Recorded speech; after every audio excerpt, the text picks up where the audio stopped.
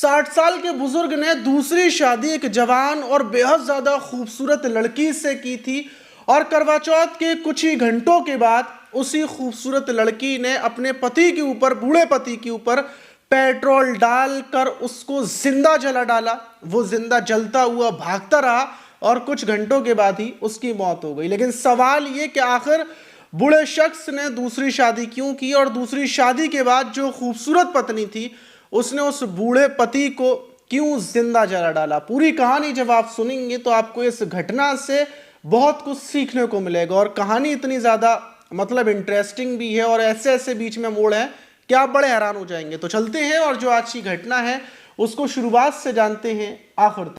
तो दोस्तों, मेरा नाम माज है, उम्मीद है कि आप सब अच्छे होंगे, सुरक्षित होंगे। और जो आज की घटना है वो गुजरात के कच्छ जिले की और वहीं का समात्रा एक गांव है। और उसी गांव में 13 अक्टूबर की रात का लगभग 8 से 9 बजे का टाइम था कि वहां पर एक घर से चीखने पुकारने की आवाजें आ रही थी। जब गांव के लोग मतलब देखते हैं तो एक शख्स मतलब बाहर की तरफ भाग रहा था, जो जिसका पूरा शरीर आग का गोला बना हुआ था, उसमें आग लग चुकी थी। और जो भाग रहा था शख्स, उसका नाम धनजी भाई था, जो इसी घर में रहता था। और जब वो बाहर आग का जलता हुआ बाहर की तरफ भागता है तो लोग उसके ऊपर आग बुझाने के लिए मतलब कपड़े डालते हैं, पानी डालते हैं। और वहीं पर उसकी पत्नी भी थी, जो पत्नी थी जिसका नाम कैलाश चौहान है, वो नज़ारा खड़े होकर सुकून से देख रही थी। और देखकर शायद ऐसा लग रहा था कि पत्नी ने ही जो धनजी भाई है उसको आग लगाई है। फौरन धनजी भाई की जो आग लगी हुई थी उसको बुझाया जाता है, हॉस्पिटल लेकर भागते हैं, लेकिन पत्नी वहीं से कैलाश चौहान गायब हो जाती है। जब मोहल्ले वाले धनजी भाई को अस्पताल लेकर पहुंचते हैं तो वो पूरे तरीके से जल चुकी थी, पूरे तरीके से मतलब कोयला सा बन चुकी थी और उनकी मौत हो चुकी थी। फौरन पुलिस मौके पर पहुंचती है। पुलिस को मोहल्ले के लोग बताते हैं क्या उससे पहले, आग लगने से पहले काफ़ी चीख पुकारने की आवाज़ें आ रही थी। और जब हमने देखा कि ज़्यादा चीखने की आवाज़ आई है धनजी भाई की, तो हम बाहर आए और धनजी भाई मतलब भागते हुए हमें देखे और फिर हमने आग बुझाने की कोशिश की, उनको बचाने की कोशिश की, लेकिन उनकी मौत हो गई। जो मोहल्ले वाले थे उनका कहना यह था कि धनजी भाई की पत्नी, दूसरी पत्नी है कैलाश चौहान, उसी ने इस घटना को अंजाम दिया है। कैलाश चौहान है जो, उसकी उम्र लगभग 35 से 40 साल है और जो ये धनजी भाई थे इनकी उम्र लगभग 60 साल है।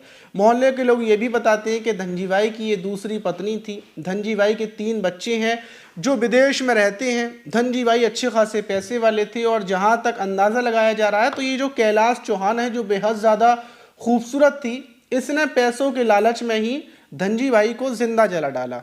अब जब पुलिस को ये पता चलता है, पुलिस कैलाश चौहान को ढूंढने में लग जाती है और कुछ ही घंटों के बाद कैलाश चौहान को गिरफ्तार कर लिया जाता है। गिरफ्तार करने के बाद अब उससे सवाल किया जाता है कि आखिर तुम एक गरीब लड़की, मतलब पहले जो कैलाश चौहान के बारे में पता किया जाता है तो पता चलता है कि वो जो जिला महसाड़ा है वहाँ के हीरपुरा गांव की रहने वाली, और कैलाश चौहान बेहद ज़्यादा गरीब लड़की थी जो तलाकशुदा थी। और उससे मतलब इन्होंने, जो धनजी भाई है, इन्होंने शादी की थी 1.5 साल पहले और शादी कर ये लेकर आए थे, ऐशो आराम में रख रहे थे। फिर ऐसा क्या हुआ कि कैलाश चौहान ने आग लगा दी है। सवाल जब कैलाश चौहान से पुलिस करती है तो वो टूट जाती है और वो बताती है मैं तलाकशुदा थी, मेरे पति ने मुझे छोड़ दिया था और तब से मैं अपने घर पर रहती थी। लेकिन 1.5 साल पहले जब ये मेरे परिवार के लोगों को इसने, धनजी भाई ने कांटेक्ट किया, क्योंकि मैं बेहद ज़्यादा सुंदर थी, खूबसूरत हूँ, तो इसलिए धनजी भाई ने मुझे देखकर शादी करने का प्रस्ताव रखा। धनजी भाई बेहद ज़्यादा पैसे वाला था और मैंने सोचा कि इतना पैसे वाला है, मेरी ज़िंदगी बिल्कुल बेकार गुजर रही है, तो क्यों ना मैं इससे शादी कर लूँ। मैंने इससे शादी कर ली। शादी करने के बाद मैं इसके घर पर आ गई और जो इसकी पत्नी का 18 तोले सोना था वो भी मुझे मिल गया। मेरी ज़िंदगी अब ऐश में कटने लगी थी, सब कुछ बड़ा बढ़िया चल रहा था। वहीं कुछ महीनों पहले ही मैंने एक घर खरीद लिया था और घर खरीदने के बाद जो उसके पैसे थे वो धनजी भाई को देने थे। और जो ये धनजी भाई था, इसके समझ में आ गया था शायद कि मैंने इससे पैसे के लिए शादी की है, और अब आकर इसने पैसे देना मुझे पूरे तरीके से बंद कर दिए थे। ना ये मुझे पैसे देता था, अब मैंने पैसे के लिए शादी की थी। और दूसरी चीज़ कि ये मुझे मतलब अब कुछ भी नहीं दे रहा था, ना घुमाने ले जाता, ना कुछ करता, और मैं इससे बराबर पैसे मांग रही थी। करवा चौथ पर मैंने व्रत रखा और व्रत रखने के बाद जब रात के टाइम व्रत खोला तो मैंने इससे पैसे मांगे, लेकिन इसने इनकार कर दिया। फिर 11 अक्टूबर को पैसे मांगे तो भी इनकार कर दिया, और इसी बात को लेकर मैं आग बबूली थी। और रात के टाइम जब हमारी पैसों को लेकर बहस हुई तो ये पैसे देने की साफ मना कर देता है और मैं आग बबूली हो जाती हूँ और फिर इसके ऊपर जो वहाँ पर एक बोतल में पेट्रोल रखा हुआ था वो इसके ऊपर डालती हूँ। ऐसा लगता है कि शायद मैं इसको सिर्फ डरा रही हूँ, ये बैठा रहता है और मैं माचिस की तीली से आग लगा देती हूँ।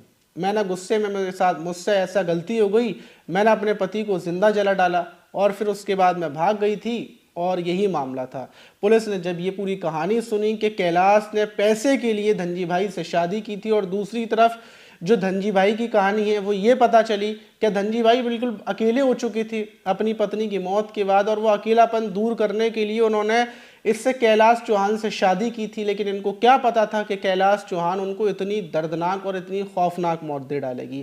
तो अब पुलिस ने कैलाश चौहान को उठाकर जेल भेज दिया। लेकिन इस घटना से आपको ये सीखने को मिलता है कि आज के वक्त में सच्चा प्यार मतलब मिलना, किसी को कोई बूढ़ा है या उम्रदराज है और उसको कोई जवान लड़की प्यार कर रही है तो ज़रूरी नहीं है कि वो प्यार है, वो सिर्फ पैसों का लालच हो सकता है। अगर धनजी भाई ने कैलाश से शादी ना की होती, मतलब सोच कर देखिए, गरीब लड़की इतने अच्छे घर में आ गई, घर में आने के बाद ऐशो आराम कर रही थी, उसके पास 18 तोले सोना भी था, लगभग 18 लाख से ज़्यादा का होगा या 20 लाख से ज़्यादा का, और उसके बावजूद उसका लालच इतना ज़्यादा बढ़ गया कि उसने घर के पैसे ना मिलने पर धनजी भाई को जिंदा जला डाला। तो ये वक्त कलयुग चल रहा है, इसमें कुछ भी हो सकता है। आप इस घटना पर क्या बोलना चाहिए कमेंट बॉक्स में ज़रूर बताइएगा। मिलते हैं किसी और वीडियो में, जब तक के लिए अपना ख्याल रखें, सुरक्षित रहें, सावधान रहें।